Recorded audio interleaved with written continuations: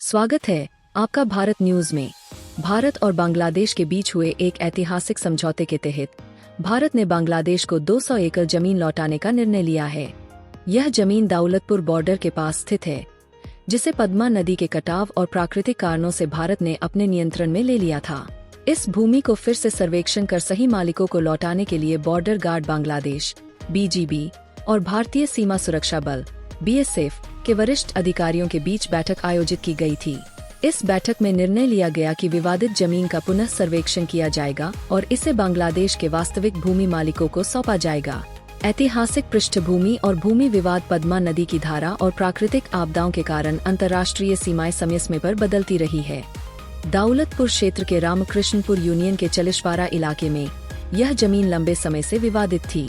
यह समस्या पहली बार इस साल के शुरू में किए गए एक सर्वेक्षण में उजागर हुई थी। इस सर्वेक्षण में पता चला कि लगभग 200 एकड़ बांग्लादेशी जमीन भारतीय क्षेत्र में चली गई थी और करीब 40 एकड़ भारतीय जमीन बांग्लादेश के क्षेत्र में पाई गई थी। हालिया समझौता।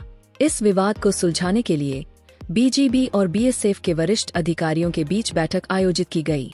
इस बैठक में निर्णय लिया गया कि इस भूमि का फिर से सर्वेक्षण किया जाएगा और इसे उसके वास्तविक मालिकों को लौटाया जाएगा। बांग्लादेश के BGB के 47वें बटालियन के कमांडर लेफ्टिनेंट कर्नल एम महबूब मुर्शिद रहमान ने पुष्टि की कि विवादित भूमि का सर्वेक्षण कर इसे सही मालिकों को सौंपा जाएगा।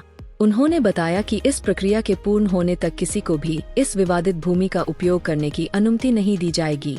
इस बैठक में न केवल भूमि विवाद पर बल्कि सीमा पर होने वाली हत्याओं और मादक पदार्थों की तस्करी को रोकने जैसे अन्य मुद्दों पर भी चर्चा की गई।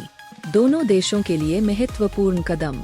यह फैसला भारत और बांग्लादेश के बीच आपसी सहयोग और विश्वास को बढ़ाने की दिशा में एक महत्वपूर्ण कदम है। इससे न केवल दोनों देशों के बीच संबंध मजबूत होंगे, बल्कि यह सीमा क्षेत्रों में रहने वाले लोगों के जीवन को भी सकारात्मक रूप से प्रभावित करेगा। इस फैसले से यह भी स्पष्ट होता है कि जटिल सीमा विवादों को शांति और समझ के माध्यम से सुलझाया जा सकता है। इस समझौते